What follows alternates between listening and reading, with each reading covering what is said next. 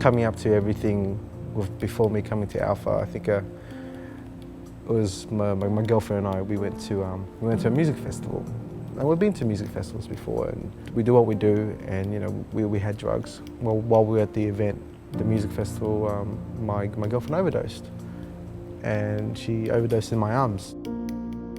The doctor that was in charge of emergency that night, they moved us into a room and she sat me down, and she told me, "Thanh, you need to call her family because she's not going to make it through the night." Getting this news is it's tough. Getting this, like hearing this news, it's a bit tough, and I'm in the waiting room and I'm just crying, and I went downstairs and I went to the front desk and asked them, "Is there like a chapel here?" I went into the chapel and I put my hands together and I just prayed. I didn't know what I was saying. I was like, you know, "Dear God, it's Thanh. I'm so sorry. I'm so sorry. Like, please help her." I had a friend of mine who goes to church, and she came to the hospital several times actually to come and visit me. She came to visit me on Saturday, and we were sitting in the chapel praying, just sitting there talking. And she told me, "I'm doing something next Wednesday called Alpha. You should come." And I asked her, "What's that?" She goes, "Don't worry too much about it. There's going to be dinner." I said, "You know what, I will. I'll be there." My first experience coming into Alpha, I remember driving here. I was a bit nervous. Like I didn't know what I was really coming here for. Seeing all these people walk in there as well, and I'm like, they're all normal people. You know, I said, "I'm Thanh. I'm here for Alpha." T invited me. She goes, "Oh, welcome." Everyone was like, "Hi, welcome, welcome, welcome." And I was like, "Yeah, hi," you know.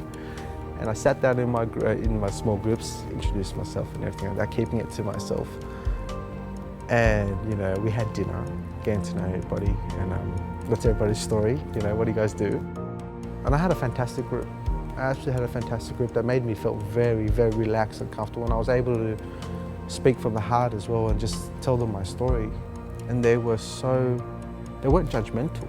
Were nothing like me. You know, they were not judgmental or anything. And it was filled with love, and they were just so supportive of everything. I went straight to hospital and I saw her. She's awake and I'm crying, I'm hysterical. She has no idea why I'm crying. And I prayed to God. I said, "Thank you, thank you, thank you, thank you." And that was just amazing, seeing her, you know, waking up and everything. To me, Alpha means love. Alpha absolutely means love.